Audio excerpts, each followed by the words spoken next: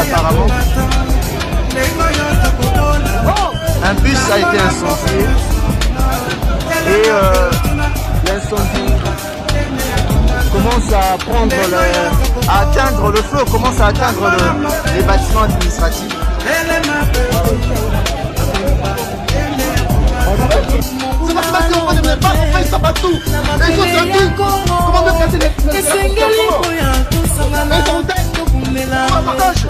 Ça, sabotage, c'est une université de l'État.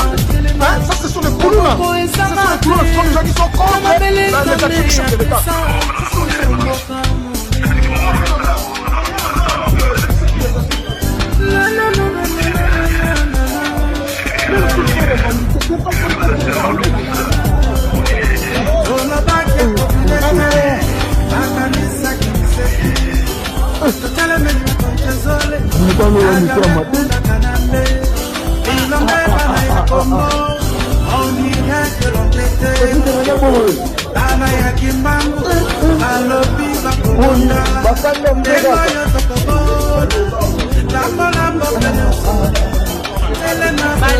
Tala bango ye wana mutana bango kako kobetaka bagage.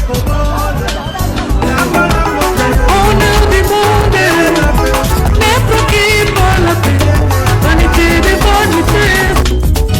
Le vieux Mondele, Bernard Sindano. Kombo nangeko milisa bonge na mboka mobimba. Kombo nanga tango iso, pembeni ya moto. Renan Kitemona. Aitalalaki bongi mola ye miminga na mboka mabore. Valérie Losando, Ise bongo na mosaki ngai mpona nini. Yeve Maseko. Ondeleke suki na kele mosoro. Pape Bakini Rodolphe Mtumba Kovola Bonza. Emma Kadema. Ngana lotaki yo 15 ans durant. Mbula zomi na mitano tofaninga na bokana. Nayebisaki yo mabe po utepa na yo.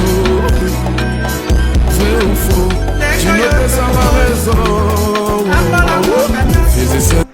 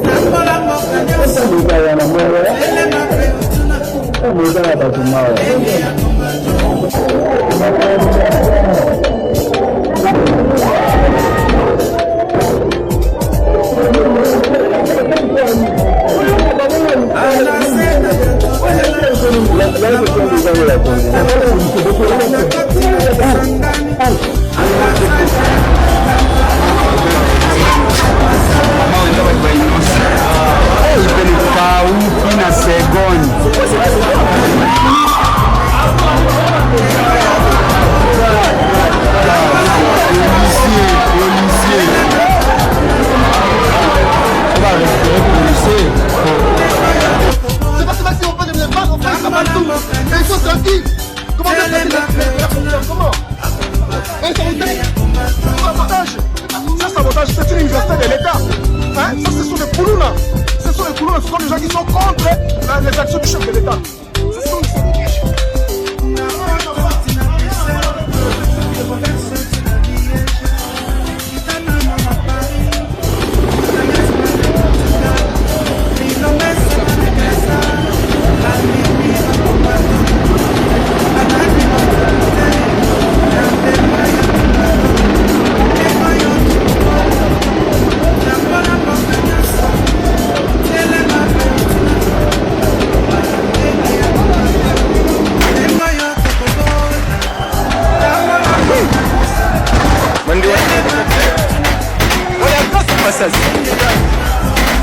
Nous saluons notre national depuis le village de Mbili,